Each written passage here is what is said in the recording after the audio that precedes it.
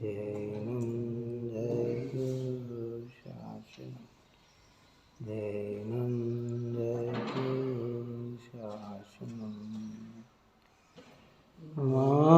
समय साराय स्वानुभूत्या चकास्ते चित्स्वभावाय सर्वभावान्तरक्षिणे सर्वभावान्तरक्षिणे सर्वभावान्तरक्षिणे।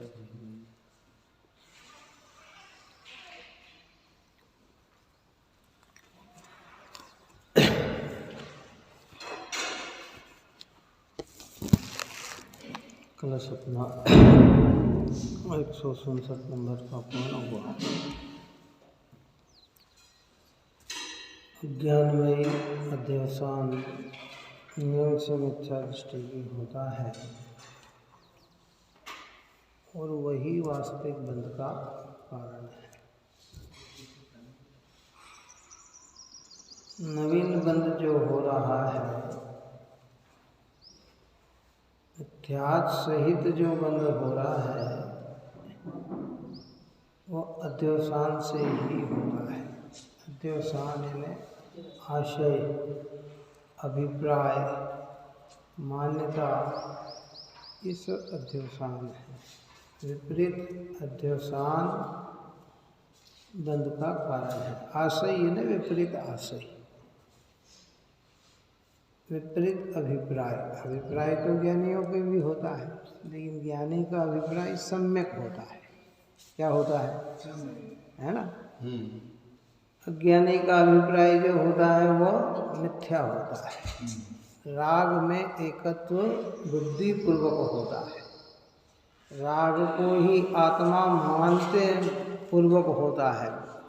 तो ये सब क्या है कि पुनः बंध के कारण है। अब यहाँ आगे मिथ्या दृष्टि के आशय को गाथा में स्पष्ट करते हैं कि मिथ्या दृष्टि का आशय कैसा होता है, अभिप्राय कैसा होता है। गाथा 247 हिंदी की गाथा देखते हैं। जो मानता में मारू पर अनुघात पर मेरा करे, सो मूढ़ है अज्ञानी है, विपरीत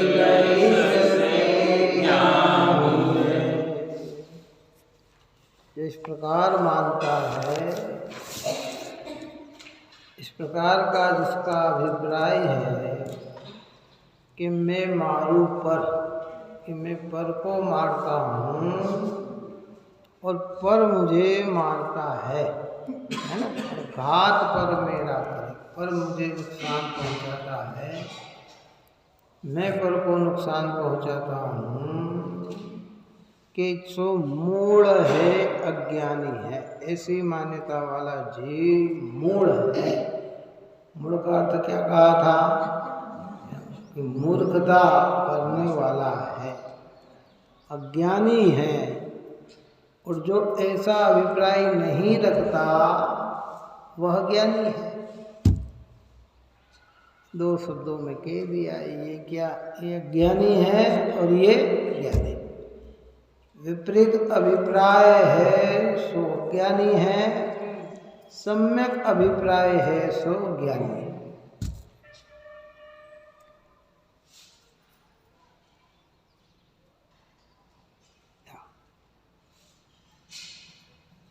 जो मानता में मारू पर और घात पर में, ऐसा मानता मैं पर को मारता हूँ और पर मेरा घात करता है, पर मुझे मारता है। अनादिकाल से तो हमने ऐसे ही मान रखा है और आज भी यही मानते हैं कि अरे साहब इनने हमें मार डाला, मारा, हमने इनको मार डाला, मारा। ये क्यों ज्ञान है, ये बात आगे की कथा हम कहेंगे। ऐसे मान्यता को विपरीत क्यों कहा गया? जगत भाषा तो ऐसी कहलाती है, जगत में तो यही कहते हैं इनने इनको मार डाला। ये इनको मार डालेंगे कि नहीं भाई। भगवान सर्वज्ञ देव ने तो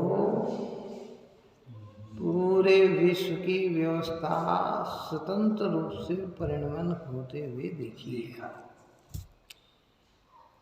6 द्रव्य सहजपने से अपने अपने में परिणमता है। ये मौलिक बात चल रही है, निश्चय की चर्चा चल रही है। व्यवहार की जब निमित्त नैमित्तिकता की बात करेंगे तो उस बात की बात कहेंगे, लेकिन जब निमित्त नैमित्तिकता को कह रहे हैं उस समय वस्तु स्वरूप का भी ज्ञान होना चाहिए कि मूल चीज क्या है। मूल चीज की बात कर रहे हैं तो निमित्त नैमित्तिकता का भी ज्ञान होना चाहिए कि निमित्त नैमित्तिक क्या है समझ? क्योंकि प्रमाण ज्ञान पूरा ज्ञान होता है, नई ज्ञान अंश होता है, प्रमाण ज्ञान पूरा होता है। प्रमाण से वस्तु को जानकर नई से ज्ञानी चर्चा करते हैं तो वो मिथ्या नहीं कहलाती है। अज्ञानी एक प्रमाण से जानता नहीं, नई की कथनी करता है, कभी व्यवहार को ही मुख्य मान के कथन करता है, कभी निश्चय को ही मुख्य मान के कथन करता है। तो भैया के उसको समझो। सिद्धांत क्या है? 6 द्रव्य को स्वतंत्र परिणमते हुए देखा, एक दूसरे को एक दूसरे के कर्ता रूप होके परिणमते हुए देखा, स्वतंत्र देखा और स्वतंत्र सत्ता है। 6 द्रव्य में स्वयं में परिणमन की क्षमता है। आज आप और हम इस देह में बैठे हैं तो किसी भी दूसरे के कारण से नहीं है। बात आई समझ? किसी भी कारण नहीं है। आरोप निमित्त नैमित्तिकता से दे सकते हैं, अगर क्या मैं तो कब से मर गया होता, बचपन में मेरा ऐसा हुआ, माता पिता ने इतनी सेवा करी कि आज मैं जीवित हूँ, डॉक्टर ने मुझे बचाया है। ये सब व्यवहार कथन अपनी जगह है, लेकिन परमार्थ क्या है? जिस देह में हम रह रहे हैं ये किसी दूसरे के द्वारा दिया हुआ नहीं। इसलिए हमारे यहाँ कहते हैं कि संसारी जीव तो नहीं, लेकिन किसी भगवान की कृपा से भी हम इस देह में नहीं रह रहे हैं। बात समझ में आए? बिल्कुल बरोबर। क्योंकि भगवान विश्व की व्यवस्था को जानने वाले होते हैं, बनाने वाले नहीं होते हैं। व्यवहार में कह सकते हैं प्रभु का आशीर्वाद, प्रभु की कृपा बहुत है मुझ पर, सारी चीज़ों की उपलब्धि मुझे मिल गई प्रभु की कृपा से, लेकिन ये सब व्यवहार कथन है। परमार्थ में तो सारी व्यवस्था स्वतंत्रपने से ही है।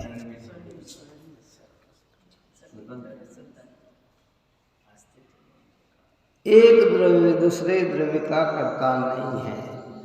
शरीर के कारण आत्मा नहीं और आत्मा के कारण शरीर नहीं। शरीर शरीर के कारण और आत्मा आत्मा के कारण, दोनों एक जगह हैं। तो निमित्त नैमित्तिकता में ये कह रहे हैं कि आत्मा है तो शरीर चलता है क्या, और इंद्रिया है तो आत्मा जीता है। ये सब व्यवहार नहीं के कथन है।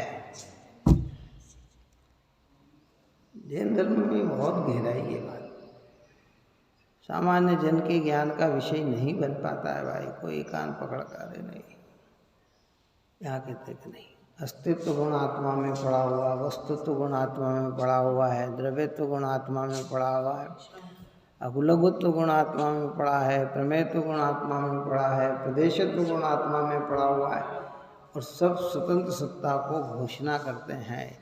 अस्तित्व में किसी पर के कारण नहीं हूँ, मैं अनादि अनंत स्वतंत्र द्रव्य हूँ, किसी पर ने मुझे बनाया नहीं और कोई मेरा विनाश कर सकता नहीं।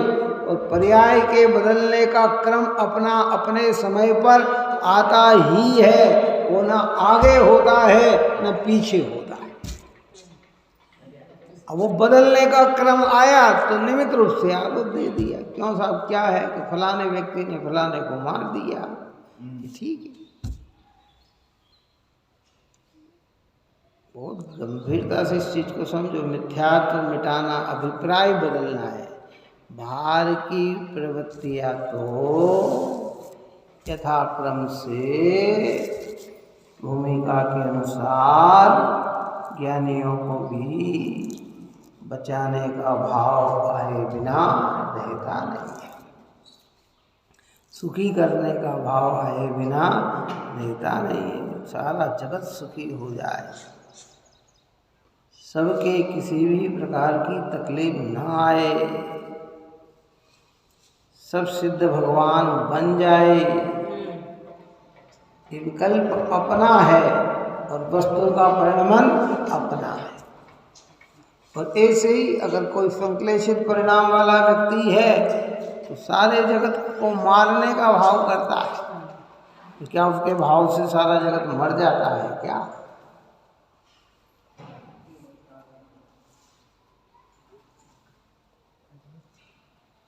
देखिए गाथार्थ में कहते हैं, जो यह मानता है कि मैं परजीवों को मारता हूँ और परजीव मुझे मारते हैं, वह मूढ़ मोही है, अज्ञानी है।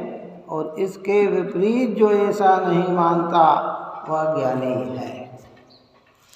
सिद्धांत को जानने वाले कौन होते हैं? ज्ञानी होते हैं। जानने वाले का अर्थ यहाँ सूक्ष्म ज्ञान रूप नहीं लेना, स्वानुभव ज्ञान रूप लेना। कौन सा? सिद्धांत को जाना यानी उस रूप का अभिप्राय बन गया, कोई किसी का सहायक नहीं और कोई किसी का बाधक नहीं। युगल जी ने अपना कहा ना, एक सहायक होता जग में यह लौकिक व्यवहार है, बाधा देता एक दूसरे को यह लोकाचार है, मरता स्वयं लोक करता पर हत्या का धूप है।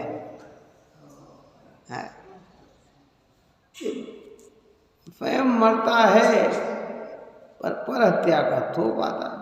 झूठी कहानी अरे परस्पर सुख दुख बाधा दान की, आओ भाई तुम्हें सुनाए गाथा आत्मदान की। एक सहायक होता है, जब कार्य होता है, जन्म होता है, माता पिता सहायक होते हैं। मृत्यु होती है तो किसी ने घात कर दिया, इंद्रियों का वियोग हो गया, रोग आ गया, अनेक प्रकार की प्रक्रिया बन गई, वो उसमें सहायक होते हैं। लेकिन परिणमन तो स्वतंत्र है। जीव में क्रियावती शक्ति नाम का गुण नित्य है, उद्गल में क्रियावती शक्ति नाम का गुण नित्य है। क्षेत्र से क्षेत्रांतर, गति से गतांतर, ये सब वो अपनी योग्यता से करता है, स्वतंत्र करता है। तो निमित्त रूप में आरोप आता है। अब यहाँ से एकदम जय होकर मान लो स्वर्ग चले जाए तो जीव स्वयं की योग्यता से जाता है, काय से जाता है? जिन पुद्गल परमाणु का छूटना है वे छूट जाते हैं, जिन पुद्गल परमाणु का संयोग होना है वो हो जाते हैं। और उसके अंदर कारण वर्गणा कर्म आयु कर्म का उदय उसमें निमित्त हो जाता है। मनुष्य आयु पूरी हुई, देव आयु का उदय आ गया। ऐसे नरक जाएगा तो नरक आयु का उदय हो जाए, तिरंच गया तो तिरंच आयु का उदय हो जाए। लेकिन परिणमन कौन करेगा? स्वयं का स्वयं करेगा। देखो भगवान का दिव्य ज्ञान, हमारे पास ज्ञान नहीं है ना, तो हम सबको एक मान रहे हैं और वो उन्हें कैसा देखा है, सबको भेद।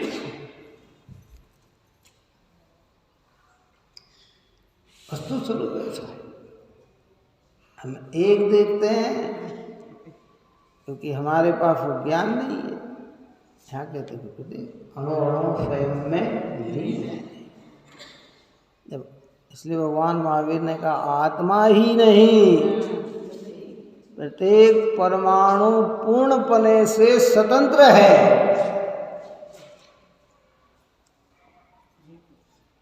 हम भगवान की आज्ञा को सिरोधर करते उसका अनुभव करें और आशय बदल जाए तो मिथ्यात्व टूट जाए।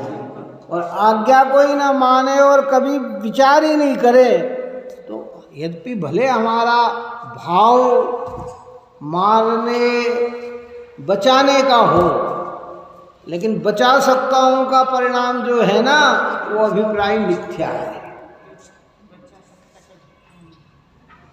भाव तो आएंगे बचाने के, मारने का भाव आएगा वो मिथ्या है। मार सकता हूं, अपन कहते अरे भैया देखो इतनी सारी चींटी थी, तो मैंने देख के चला, नहीं तो सब मार जाती, सबको मार देते। अरे भाई रुको रुको, हमने उन्हें बचा लिया। उस समय एक विकल्प अंदर में आना चाहिए कि भाई मैंने बचा लिया, ये इनकी योग्यता से बची, इनका आयु अभी बचा हुआ है। ऐसे सब में लगाना, ये तो दृष्टांत दिया। यहाँ इस बात को सुनकर कई बार सामान्य जीव पूरी बात न सुने तो स्वच्छंदता की ओर भी चला जाता है, लेकिन हमें यहाँ सम्यक अभिप्राय उत्पन्न करना है, सम्यक आशय बनाना है। जो लोग ये बात समझते हैं उनके जीवन में ही मारने का भाव भी नहीं आता। मार सकता हूँ ये तो नहीं आता, पर मारने का भाव भी नहीं आता। जिन ये जो बात समझते हैं वो बचा सकता हूँ ये मान्यता तो नहीं होती, पर बचाने का भाव निरंतर आता है। जिसको ये सिद्धांत समझ में आया ना, तो क्या भाव आएंगे? बचाने। पर बचा सकता हूँ ये नहीं, क्योंकि जहाँ बचा सकता हूँ तो वो परद्रव्य की क्रिया के हम क्या हो गए? कर्ता हो गए। लोक व्यवहार में कहेगा कोई बात नहीं, लोक व्यवहार में ऐसे ही कहेगा फलाने ने इनको मार दिया, उनने इनको बचा लिया, अरे ये समय पे आ गए तो बच गए, नहीं तो मर जाते। ये सब व्यवहार है जो अपनी अपनी जगह यथेष्ट कहा जाता है। पर अभिप्राय क्या होना, आशय क्या होना। अच्छा, जिन वचन सुन के हमारे अंदर निर्भयता प्रवेश करे तो जिन वचनों का सुनना सार्थक हो जाता है। यहाँ कहते हम पर को नहीं मार सकते, ये बात तो कही, पर साथ में ये भी तो बात कहते हैं कि पर भी तुझे नहीं मार सकता ना, तो तू अपनी निर्भयता को लाना। काय को, किसको लेके आए? हम पर को नहीं मारते और ऐसा मानते कि पर मुझे मारता है और मैं पर को मारता हूं, तो ये दोनों ही अभिप्राय हमारे क्या हो? जब हम पर को मारने की बात करेंगे तो उसका अर्थ ये निकलेगा कि पर भी मुझे मार सकता है। हम निरंतर भयभीत होते हैं, भयाकांत होते हैं, कोई मुझे मार देगा। अच्छा, मारने का अर्थ पर्याय बदलने की बात हो काई की तो चल जाएगा, लेकिन मारने का अर्थ हमारी सत्ता का ही नाश हो जाए। ये मुझे मार देगा मतलब मेरी सत्ता का ही नाश हो जाएगा। यानी तो जानते हैं कि कोई भी आत्मा अपने अस्तित्व का परित्याग कभी नहीं, आत्मा क्या छह द्रव्य अपने अस्तित्व का कभी परित्याग नहीं करते। जड़ जड़पने से रहता है, चेतन चेतनपने से रहता है। चेतन को जड़ उत्पन्न नहीं करता और जड़ को चेतन उत्पन्न नहीं करता। यह अनादि संसार की मूल व्यवस्था है। फिर भी करुणा बुद्धि आएगी, दया का, राज को चार हाथ देखकर चलने का ही भाव आएगा, ऐसा भोजन ग्रहण करने का ही भाव आएगा जिसमें हिंसा ना हो। ऐसे समय पर ही बोलेंगे है। जब आप बचा नहीं सकते तो फिर बचाने का विकल्प क्यों? कि विकल्प चारित्र में जाता है और बचा सकता हूँ की मान्यता श्रद्धा में आती है, काय में आती है। वो चारित्र का भाव है, वो कछाय का भाव है। देखो एक बात सुन लो, आप और हम भगवान की देशना सुनते हैं, क्या सुनते हैं? और भगवान महावीर ने कहा कि सभी आत्माएं बराबर है, समान है, कोई छोटी बड़ी नहीं। और ये बात हमारे समझ में आ गई। वास्तविक तौर पर बात दृष्टांत दे रहा हूँ मैं, ये बात हमारे समझ में आ गई कि समस्त आत्माएं बराबर है, कोई छोटी बड़ी नहीं है। ये बात बिल्कुल समझ में आ गई, हृदय से समझ में आ गई। फिर भी व्यवहार कैसा होगा? सबके साथ एक जैसा होगा? क्यों? क्योंकि सभी आत्मा है। कहा है धर्मी जीव को देखकर एकदम भाव उमड़ेंगे?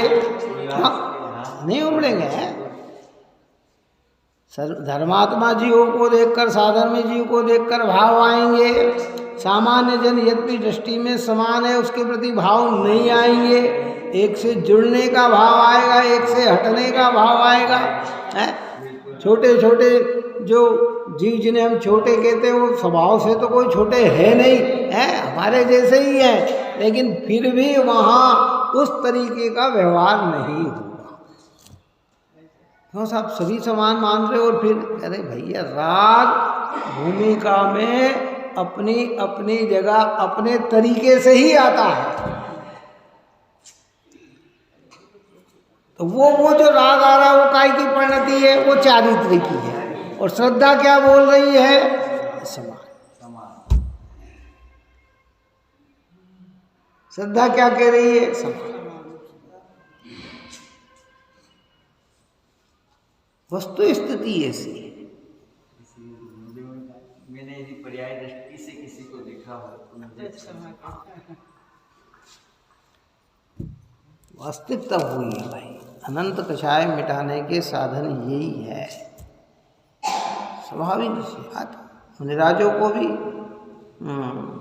दृष्टि में संग में सभी साधु समान होने पर भी किसी के प्रति विशेष अनुराग उनका भी जीवन में उनके भी आता है। जिसकी बुद्धि तीक्ष्ण, जिससे आगे का प्रवर्तन अच्छा दिखता हो, धर्म की प्रभावना दिखती हो, है जो बहुत आज्ञाशील हो, तो उसके प्रति अनुराग दृष्टि में कोई हीन नहीं है। लेकिन राग का विषय ये बनता है। और जब राग और दृष्टि दोनों समान हो जाती है, फिर गृहस्थ जीवन नहीं रहता, फिर मुनि जीवन नहीं रहता, फिर अरिहंत हो जाते हैं, फिर सिद्ध हो जाते हैं। अब अरिहंत भगवान बोलो कैसे हो गए हमारे? चाहे वो एकेंद्रीय हो, चाहे उनको मानने वाले हो, चाहे उनको मानने वाले न हो, चाहे उनकी प्रतिमा को पूजने वाले हो, चाहे पूजने वाले न हो, तो भी दृष्टि में वो कैसे हैं? सब समान। किसी को भी करने, धरने, हटाने, जुटाने, नुकसान पहुंचाने का कोई भाव नहीं, और किसी का भला करने का भी कोई भाव नहीं, क्योंकि अब उनकी दृष्टि भी निर्मल और चारित्र भी निर्मल। दो ही हो गए बाबा। शादी अनंत काल तक के लिए वैसे ही रहेंगे। और ऐसी दशा बचाने के भाव से अच्छी है कि बचाने का भाव उस दशा से अच्छा है।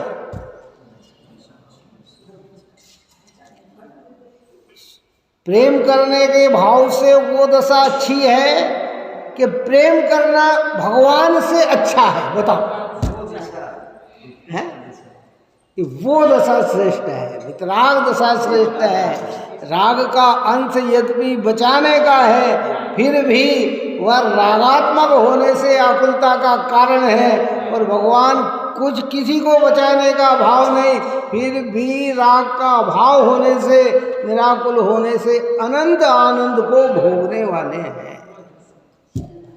श्रेष्ठता उस चीज की है। अब हमारी दृष्टि से देखें तो, मोहियों की दृष्टि से देखें तो ये भगवान काम के नहीं, ये कुछ करते तो है ही नहीं। हमारे लिए तो वो अच्छे हैं जो हमारे लिए कुछ करे, हमारे लिए तो वो व्यक्ति अच्छा है जो हमारा हित करे। भगवान क्या करते हैं? अरे व्यवहार में कदाचित लौकिकता को अच्छा कह देना, लेकिन भगवान तो सर्वोत्कृष्ट ही होते हैं, श्रेष्ठ ही होते हैं। नहीं समझ में आती थी भगवान की ये वस्तु स्वरूप की जब व्यवस्था बात करते हैं, क्या जैनियों के भगवान देखो, अज्ञानियों के अजैनों के भगवान जरा सी तकलीफ आए ने दर्शन दे देते हैं, जरा सी तकलीफ आए ने ये खड़े हो जाते हैं, जरा सी तकलीफ आए ने वो व्यवस्था कर देते हैं। क्या कि रुको भाई, तो भवनम का नाम छोड़ चले ये लोक तुझी, लोकांत विराजे क्षण में जा, लोक हमारा वासा हो शोकांत होने की। जिस राग से आकुलता यहाँ थी, वही राग रखकर भगवान बने तो आकुलता तो उतनी ही होगी और फिर ज़्यादा। छोटे ज्ञान में अगर हम कुछ, जैसे अभी हम यहाँ बैठे हुए हैं, कहाँ बैठे हैं, और हमारे ज्ञान का विषय खाली अभी इतना ही बन रहा है, कितना बन रहा है, तो यहाँ कोई तकलीफ हो या यहाँ कोई बात हो रही, उतनी ही आकुलता। अभी हमारा ज्ञान और बड़ा बढ़े और हमें ये पूरा मोहल्ला दिखने लग जाए, तो यहाँ कहाँ क्या क्या हो रहा है, तो उतनी आकुलता। फिर पूरा बढ़ने कर दिखने लग जाए तो उतनी आकुलता।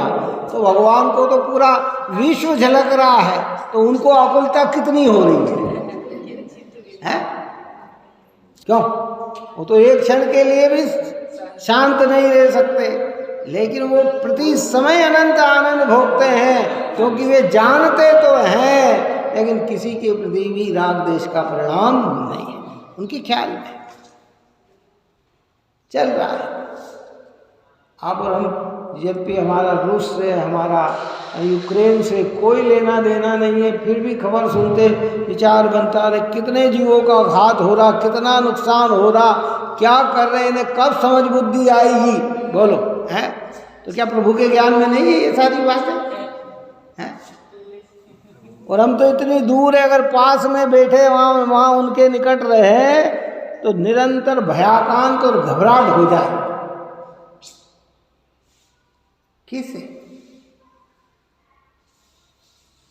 एक ये विचार मेरे को आया कि आप कि सब कुछ जानते हैं, लेकिन वो लीन, वो तो बात है कि वो अनंत चार कारण से है, लेकिन वस्तु स्वरूप से संपूर्ण प्रारब्ध जानते हैं, अब उनको क्या करें? तो जानते हैं ना, समस्या भी जानी और समस्या का हल भी उनके ज्ञान में, और कब होगा ये भी उनके ज्ञान में, तो निर्भय होंगे ना। क्या डॉक्टर साहब ने कह दिया, उनने जानकारी थी, उन्होंने कहा कि भैया ये है, अभी 15 दिन 20 दिन तक ये होगा, तो अब उनको तो पता है, अब आज हुआ कल फिर कहेंगे साहब बहुत दर्द है। अरे भैया जब कह दिया कि 20 दिन होगा, बात समझ में, तो वो आपकी बात से अकुलाने वाले नहीं हैं। कौन? हम अपने राग से अकुलाने वाले हैं। बात समझ में आई कि नहीं आई? उनको अगर यथेष्ट ज्ञान है वो तो समझेंगे। बुखार आया है, उनको मालूम है कि 3-4 दिन का इसका, और नहीं साहब आप तो ऐसा दे दो कि मैं अभी 2 घंटे में ही चल हो जाऊं। दे भी देंगे तो वो एक चीज सुधारेगा तो दूसरी चीज बिगाड़ देगा। तो क्रम में है कि भाई जिसकी जो मर्यादा है समस्या, तो भगवान के ज्ञान में तो पता है पहले ही से निर्धारित है। और जो आज दिख रहा है वो तो उनने, जब आदिनाथ भगवान ने जब केवल ज्ञान लिया तभी जान लिया। ये सब आने वाली पर्याय प्रत्येक जीव स्वच्छंद होने के लिए चर्चा नहीं है, वस्तु स्वरूप समझने के लिए चर्चा, घबराना नहीं। अगर खाली ये मानता जो, हाँ साहब आप ये कह दो कि भैया पर मुझे मारता है, मैं पर को मारता हूँ, इसको तो आप अज्ञान के खाते में डाल दो, पर मैं पर को बचाता हूँ, इसको अज्ञान के खाते में क्यों डाल रहे हो? हम तो अच्छे भाव कर रहे हैं ना, बचाने के भाव कर रहे हैं ना, बचा सकता हूँ ही तो भाव है ना हमारा, कि जहाँ मारने का अभिप्राय है वहाँ बचाने का भी अभिप्राय है, और जहाँ बचाने का अभिप्राय है वहाँ मारने का भी अभिप्राय है। वो कहते हैं ना, एक परमाणु का करता है तो लोक का करता है। एक व्यक्ति को अगर हम अपना मानते हैं तो सबको अपना मानते हैं। एक व्यक्ति था बिल्कुल अकेला, माता पिता बचपन से मर गए, भाई हुए नहीं, बहन हुए नहीं, कुछ नहीं हुआ, वो बिल्कुल अकेला था, अकेला था, अकेला था। कर्म योग से उसकी शादी हुई, उसने पत्नी को अपना माना। किसको माना? इसका मतलब है कि तू अकेला था जब भी सबको ही मानता था। बात समझ में आई कि नहीं है? आज संयोग हुआ तो मान रहा है, इसका मतलब ये नहीं जब नहीं था तब भी मानता था।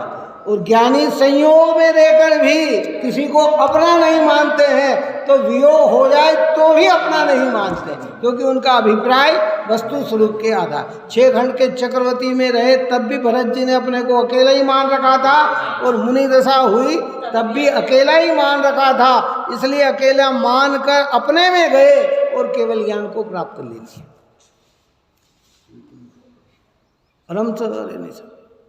और ये यही संस्कार तो है, एक संस्कार से छूटे 2 संस्कार में जाएंगे, 2 संस्कार से छूटे अन्य संस्कार में जाएंगे। धीरे धीरे धीरे धीरे इतना जटिल हो जाएगा, ये इतना जटिल हो जाएगा कि आज तो आप और हमको समझने के लिए व्यवस्था मिल रही है, कल समझने की भी कोई व्यवस्था नहीं होगी। इसलिए ज्ञान की गेव दृष्टि में समानता लाकर भूमिका के अनुसार राग भी हो तो भी जाने कि ये राग भला नहीं है, भला तो वितरागी देव ही है। निर्ग्रंथों का मार्ग ही भला है। इसलिए यहाँ कहते हैं, टीका में कहते हैं, मैं परजीवों को मारता हूँ और परजीव मुझे मारते हैं, ऐसा अध्यवसान ध्रुव रूप से नियम से निश्चयतः अज्ञान है। देखो कितना जोर लगा के शब्द का प्रयोग किया है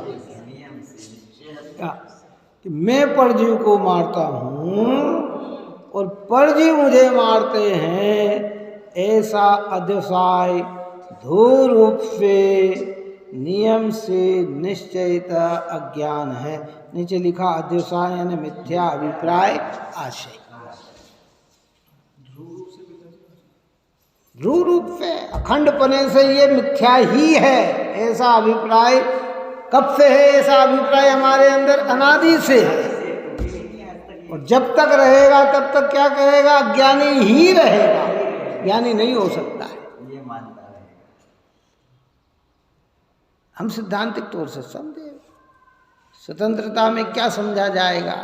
हम कह रहे हैं, जैसे हम ये कहते हैं कि भारत देश स्वतंत्र हो गया, यहाँ लोकतंत्र है, हर व्यक्ति को अपनी बात कहने का अधिकार है। क्या क्या कहने का अधिकार है? तो अगर कोई व्यक्ति अपनी बात नहीं कह सकता तो फिर वो स्वतंत्र कहाँ रहा? ये लोकतंत्र है, यहाँ हर धर्म अपनी पूज्यता कर सकता है। समाज अगर देश वाले प्रधानमंत्री कहते कि नहीं नहीं यहाँ सिर्फ यही पूजे जाएंगे, दूसरे नहीं पूजे जाएंगे, तो फिर लोकतंत्र कहाँ रहा? है? जब भगवान ने कहा कि ये 6 द्रव्य स्वतंत्र है, फिर हम अपने जीवन और मरण का कर्ता दूसरे को माने और दूसरे के जीवन मरण का कर्ता हम अपने को माने, तो फिर स्वतंत्रता कहाँ रही? बात ही समझ में कि नहीं है?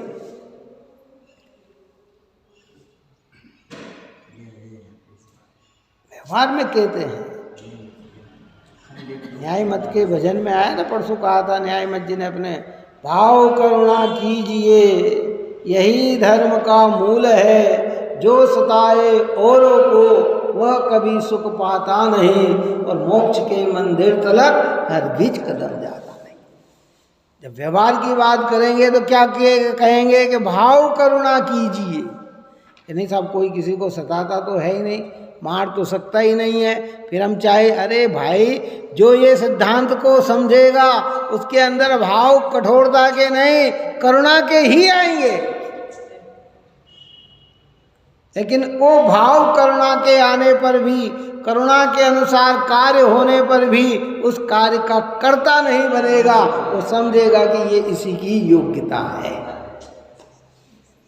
जब इसके पुण्य का उदय था तो मैं वहाँ उपस्थित हो गया, इनकी आयु बचने का समय था तो मैं वहाँ उपस्थित हो गया है। यानी उस भार को ओढ़ेगा नहीं।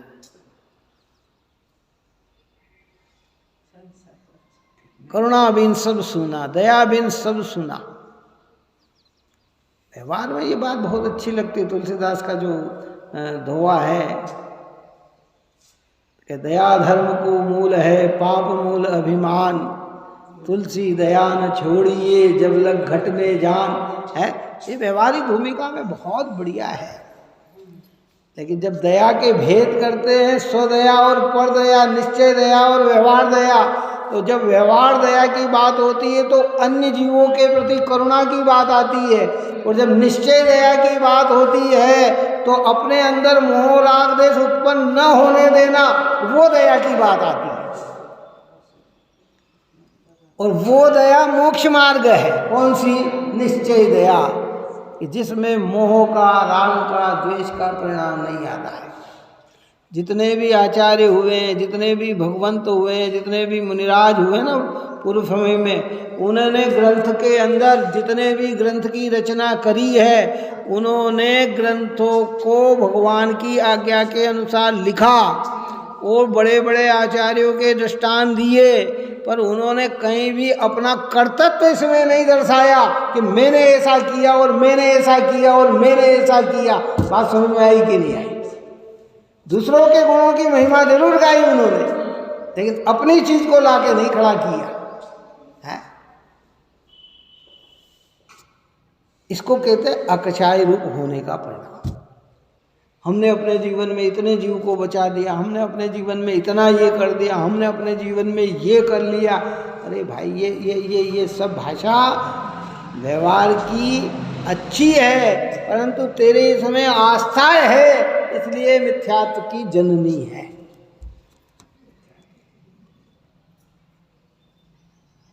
अभी ऊपर में क्या कहा? मिथ्या अभिप्राय, आशय। तुम्हारा आशय क्या है? क्यों? जैसे भोजन में बैठे हुए हैं ना, और हमें कोई चीज पसंद आई, अब हम बुला के नहीं खाते, हम क्या कहते? भैया आना, इनको रख देना। तुम्हारा आशय क्या है ये देखो पहले। बात समझ में आई कि नहीं? उसको रखे या न रखना तो तुमको, आशय तो तुम्हारा अपने खाने का है, लेकिन व्यवहार क्या कह रहा है? इनको रख। तो शब्द में ऐसा वर्णन करते हुए भी आशय हमारा क्या है कि हमें खाना है, हम यही कहते हैं ना, है। कई कार्यक्रम होते, लोग व्यवहार के नहीं, मान लो किसी का लिफाफा नहीं मिला हो या कोई चीज़ न मिली हो, तो हम कहते हैं भैया एक बार वो पूछ लो सबसे कि सबके पास आ गए कि नहीं आ गए। मतलब क्या? तेरा आशय कहने का क्या था? वो उसको, अब वो बात कैसी है? तो आशय क्या? यहाँ कह रहे हैं कि तुम ये कह रहे हो कि पर मुझे मारता है, मैं पर को मारता हूं, ये तुम्हारा आशय क्या है? कि तुम्हारा आशय ये मिथ्या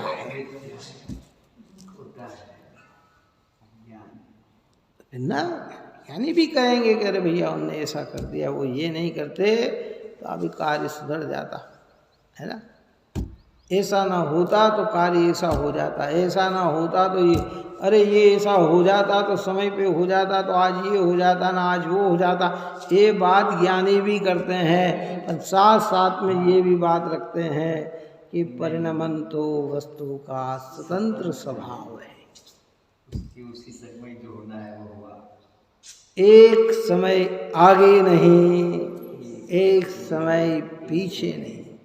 जा करी जैसे जाहि समय में, जो हो तब जा द्वार, सो बनिए टरिए कछु नाही, कर ली नो निर्धार, हमको कछु है नारे, जान लियो संसार। भाव आते हैं,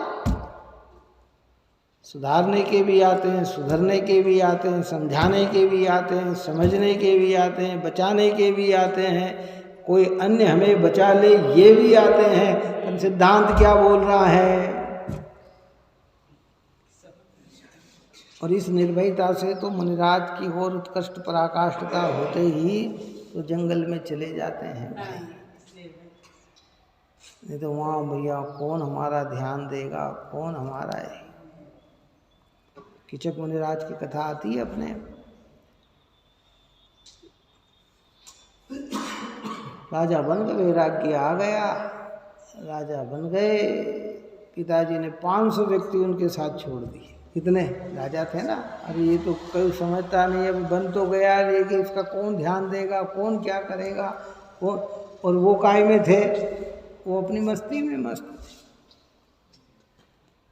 और सामान्य कारण बना। और जिस नगर में आहार के लिए निकले थे, जहाँ निकल रहे थे, राजमहल में उनकी बेटी थी, उसे पता भी नहीं था कि मेरे भाई ने दीक्षा ले ली, कि फलाना ले लिया, कि ये हो गया, कि क्या हो गया, कि है। तो वो वहाँ उसकी आंखों में आंसू आने लग गए। उनको देखा कि ये तो बिल्कुल मेरे भाई जैसे दिख रहे हैं, तो आंखों में आंसू आने लग गए, रोने लग गई। राजा ने देखा, पूछा क्यों रो रही है? इसके कारण भी मेरी पत्नी को आ गया है। बुलाया सैनिकों को, जाओ इनकी चमड़ी उधेड़ दो, चमड़ी छिल दो। चमड़ी छिल, मरण को प्राप्त हो गए। अब वो 500 आदमी साथ में थे। वो वहां राजा के पास गुरहा लगाने गए कि आपके नगर में आप तो हमारे जमाई साहब हो। कौन? है। और आपके नगर में एक दिगंबर साधु के साथ ऐसा व्यवहार हुआ। अब राजा क्या बोले, मेरे ही साला था। है? अंदर से परिणाम चेंज हुए। थोड़ी दूर पे मुनिराज दूसरे बैठे थे, वहाँ पूछा गया तो पूरा जीवन चरित्र बताया। पूर्व पर्याय में तुम कछुए थे और इसने सारी चमड़ी तुम्हारी खींची थी। जानकारी में आई कि हो ये इस अपराध का फल ये है। वैराग्य हो गए। तो जो दशा दिखती है ना, वो बिन कारण तो है ही नहीं, होती स्वयं की योग्यता में है। निमित्त नैमित्तिक कर्म का उदय है। तो इसलिए हमारे यहाँ आचार्य आगे कहेंगे कि अगर किसी पे आरोप देना तो मूल पे आरोप दे। किसी के बचने में अगर कोई निमित्त है तो उसके आयु की उदयता ही है, और मारने में कोई निमित्त है तो आयु का क्षय ही है। बिना आयु क्षय के कोई मरता नहीं, और बिना आयु के उदय के कोई जीता नहीं। असाता कर्म के उदय के बिना कोई तकलीफ दे नहीं सकता, और साता के उदय के बिना कोई सुखी कर नहीं सकता। तो सारे गुण हो गए, सिद्धांत मुख्य हो गए, कर्म सिद्धांत मुख्य हो गया कि जब जब निमित्त की बात करेंगे तो ऐसा निमित्त करेंगे जो वास्तविक निमित्त है। इसको कर्म के उदय को अंतरंग निमित्त कहा, संयोगों को बहिरंग निमित्त कहा, है ना। जैसे किसी डॉक्टर के पास गए, कोई बीमार व्यक्ति ने, डॉक्टर ने बचा लिया, तो डॉक्टर तो बहिरंग निमित्त है, और आयु का बचना अंतरंग निमित्त है। एक्सीडेंट हो गया ने मर गया तो वो ट्रक से, गाड़ी से या काई से हुआ, वो तो बहिरंग निमित्त है, और आयु की पूर्णता होना अंतरंग निमित्त है। अब हम अंतरंग निमित्त को जानते नहीं और बहिरंग निमित्त पे ही पूरा जोर दे देते हैं, इसलिए आशय हमारा विपरीत हो जाता है।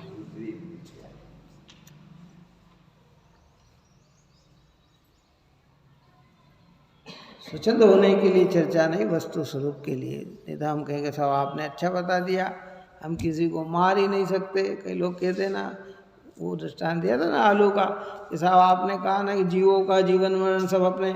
आलू में जो जीव वो एक सांस में 18 बार जन्म मरण करेंगे ही करेंगे, करेंगे ही करेंगे, करेंगे ही करेंगे, हैं। हम खाएं तो भी जन्म मरण करेंगे, नहीं खाए तो भी जन्म मरण करेंगे।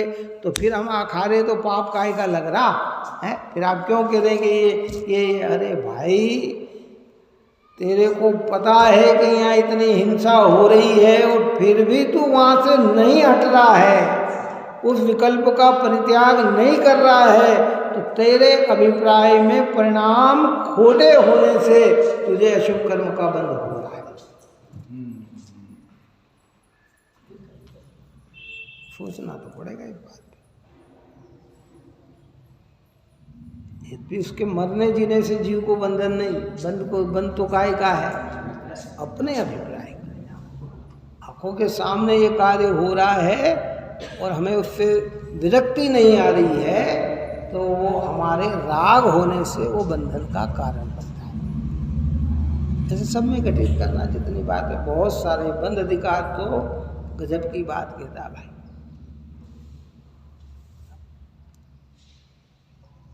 इसलिए निश्चयत अज्ञान है, वह अध्यवसान जिसके है वह अज्ञानी पने के कारण मिथ्या दृष्टि है, और जिसके वह अध्यवसान नहीं है वो ज्ञानी पने के कारण सम्यक दृष्टि, क्योंकि वो यथेष्ट जानता है और जैसा जानता है वैसा ही उसका अभिप्राय हो गया तो ज्ञानी हो गया, और ये जानता ही नहीं है तो अभिप्राय इसका खोटा होने से ये मिथ्या दृष्टि है।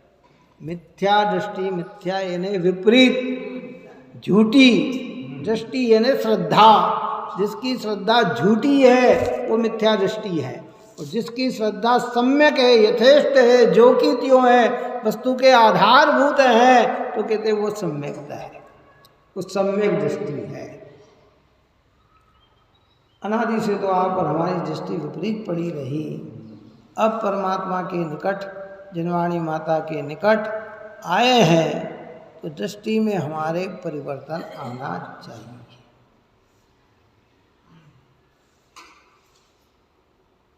आशय अभिप्राय, देखो धर्मात्मा जीव का आशय कितना पुण्य पाप में ही घटित करे ना तो कैसा हो जाता है।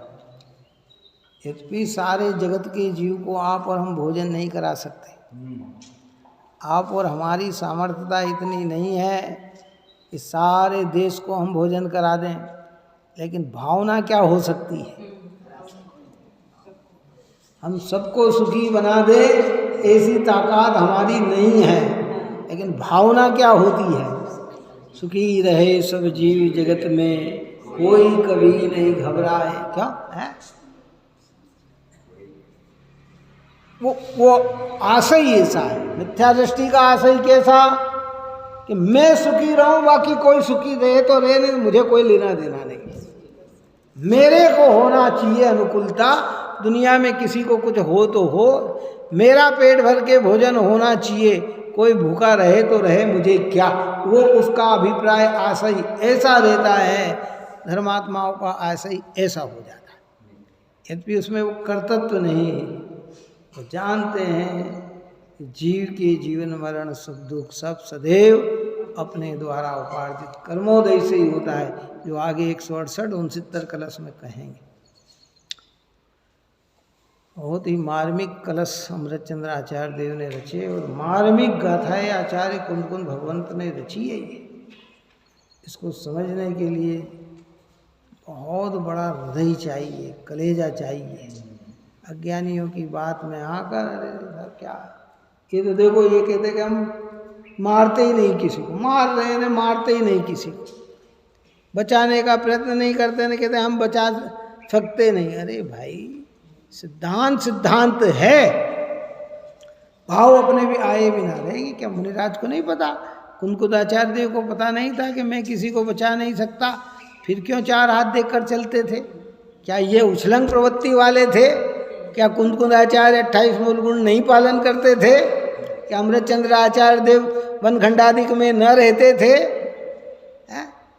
पूरे अहिंसामय जीवन जिया जिन्होंने, तो वो सारे बाहर का वातावरण इतना करते हुए भी अभिप्राय में कहीं भी कर्तृत्व का भाव नहीं था। ऐसी अद्भुत दृष्टि उनकी थी। गुरुदेव श्री के लोग कहते थे ना कि ये कहते कि भगवान, हमारे भगवान तो भैया किसी का भला बुरा नहीं करते। जो ऐसा कहते थे ना कि भगवान किसी का भला बुरा नहीं करते, वे ही भगवान के साथ के लिए समय ज़्यादा देते थे। जो शुभ भाव में धर्म नहीं कहते थे, वे ही शुभ भाव में अपना समय देते थे। काय में समय देते थे, हैं? जो कहते शुभ भाव में धर्म न थी, तो वो पूरा समय उनका कहा जाता था कि शुभ भाव में जाता।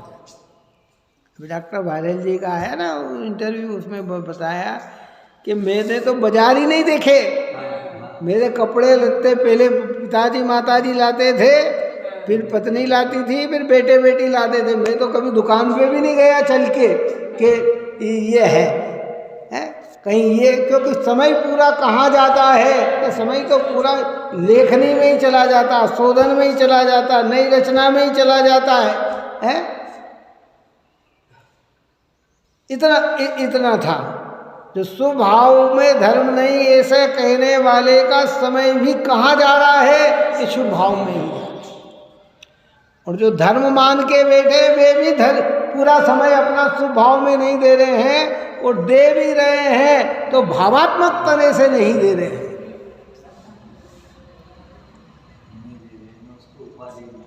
उपाधि मान, गंभीर बात है। अपने को किसी के प्रति ये बात नहीं है, वस्तु सिद्धांत की बात है। जगत में कौन क्या करता, कौन क्या नहीं करेगा, वो तो सब निश्चितता है। अपनी कहाँ जा रही है भूमिका के अनुसार राग आए बिना रहता नहीं। सम्यक दृष्टि माता हो और पुत्र का जन्म हो जाए, क्या माँ कौन और पुत्र का जन्म हो जाए, तो पुत्र का लालन पालन कैसे करेगी? नहीं, मैं इसे नहीं खिला सकती, मैं इसे पिला नहीं सकती, मैं ऐसा नहीं कर सकती, क्यों दूध पिलाऊं, क्यों भला ना करूं, क्यों इसे खिलाऊं। वो जैसे सामान्य महिला करेगी नहीं, वैसे ही करेगी, वैसा ही करेगी। प्रक्रिया है, लेकिन मान्यता अभिप्राय उसका कुछ अलग है।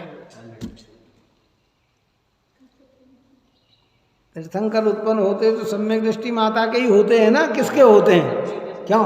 एक भव तो अवतारी है, स्वर्ग गई और जाके और पिता तो उसी भव से मोक्ष चले जाते हैं, तो वो लालन पालन नहीं आती।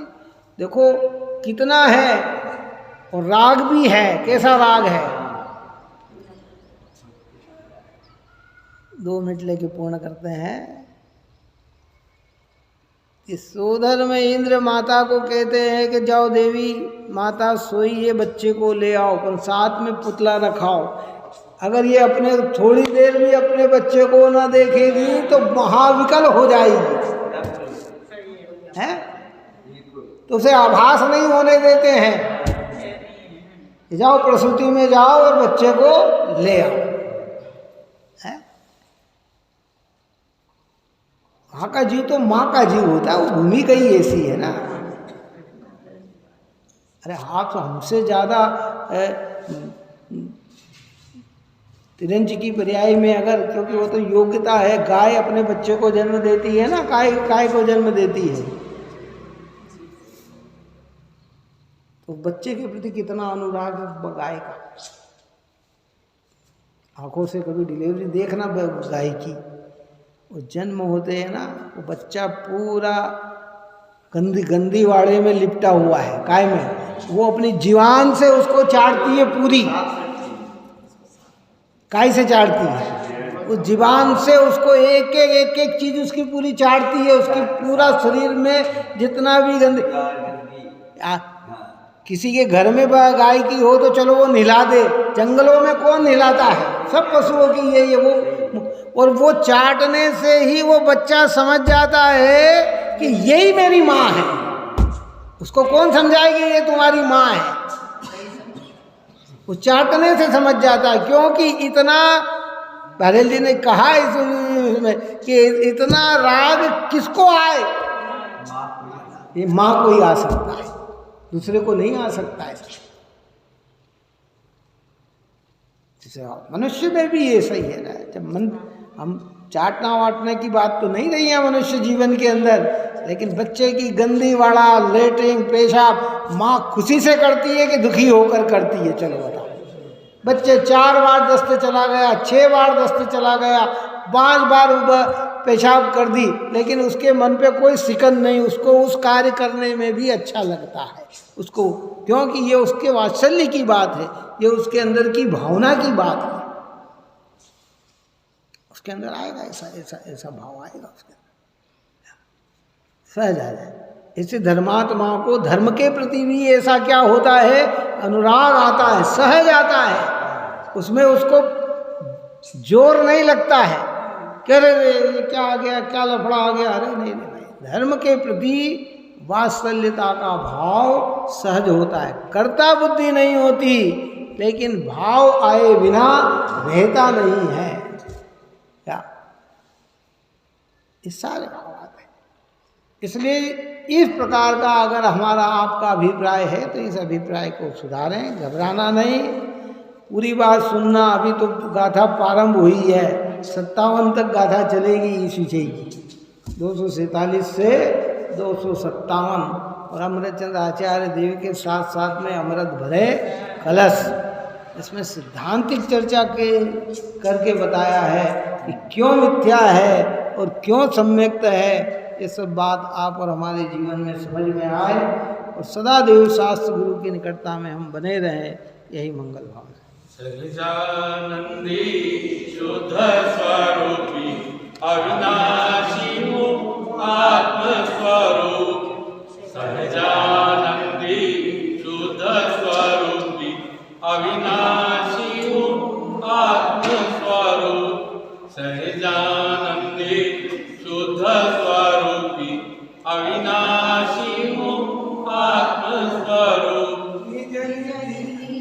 इसमें बताए यह अनंत उपकार है, उसके लिए जिनवाणी माँ को वंदना शतबार, वंदना शतबार।